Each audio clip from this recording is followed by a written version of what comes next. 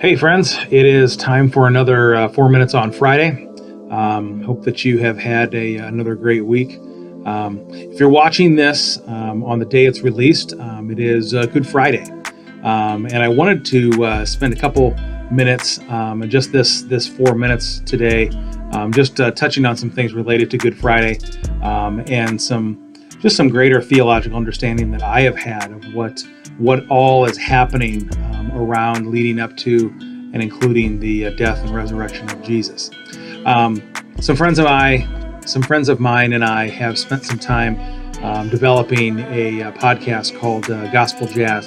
And one of the things that we have talked about in that at a couple different points, it was a series early on, and then it pops up continually in new recordings as well, is that of a kingdom theology. That what God is doing through Jesus is establishing his kingdom. Now, if you've been around church and you've been in church and maybe you're even a Christian, you understand that. But I don't know that we have, as the people of God, lived into that very well. And a kingdom theology says basically that that God is desiring to reestablish his kingdom in ways that are unlike the kingdoms of this world. This is one of the main tension points that Jesus has with the Pharisees when he is alive. They want him to step into a political role, and Jesus refuses that again and again, and tells them in very certain terms, that's not what my kingdom is about.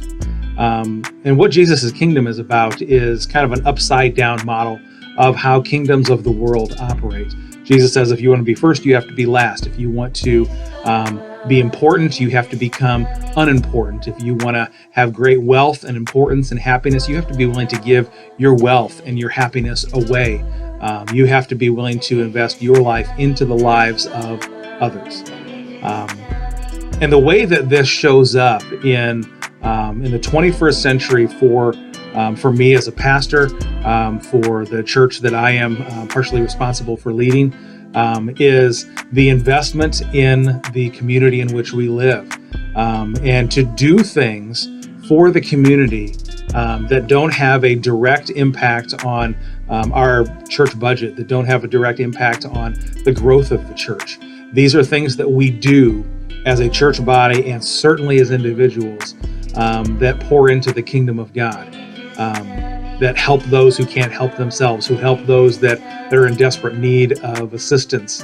And specifically, one of the ways this shows up is the other nonprofit that I work for, that I'm a part of, and that is Gratiot County Hope House, helping the homeless of our county. And I could probably spend days and days talking about what that looks like, how that happens, how it works, all of those kind of things. But simply to say, this is something that our church has adopted and poured into and made a reality for our county, where there was no assistance for those that are homeless.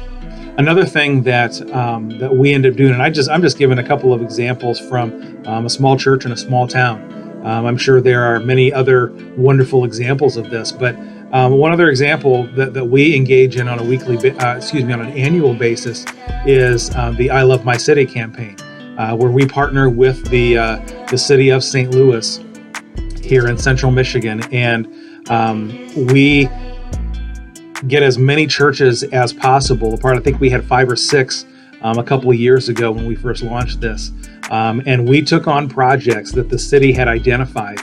Things like repainting the interior of the community pool house, locker rooms, and helping clear lots in the city that needed to be cleared. This was in no way an attempt to grow our churches.